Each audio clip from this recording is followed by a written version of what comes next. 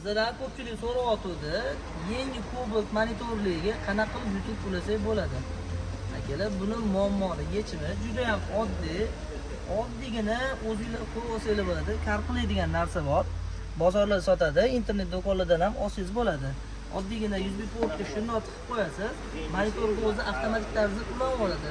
Ortiqcha harakat ham ketmaydi. Просто bu yerda xohlagan narsangizni qo'yib bersangiz bo'ladi. Bolalarga qiziqarli bo'lishi uchun multfilmni ham qo'yib olsangiz bo'ladi. Ikkiga biz bu mashinamizga zabni kameralarni ham qo'yib berganmiz. Ko'rishimiz mumkin, programma orqali bo'ladi. Palasalari ham как положено buriladigan qilib berganmiz. Ortiqcha muammolar bo'lmaydi akalar.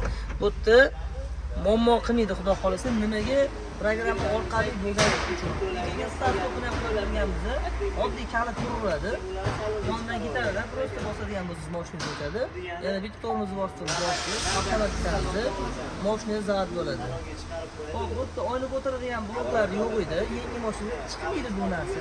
Buning uchun ham biz oddiy yechim qilib, o'zining shtatniy pultidan bitta qutlagan paytida 4 ta oynani ham galma-galdan ko'taradigan qilib bergan. Ular akalar bunaqa foydali ma'lumotlar sizlarga hammangizga yetkazolmaydi. Oddiygina kartlarni qo'yib olsanglar, sizlarga YouTube ishlab berish uchun foydali bo'ladi akalar. Ular xizmatga kerak bo'lsa, o'zingizga olib kelsanglar bo'ladi. O'zingizlar ham просто USB portga tiqib, nastroykalarni to'g'rilab olsanglar, muammolar hal bo'ladi.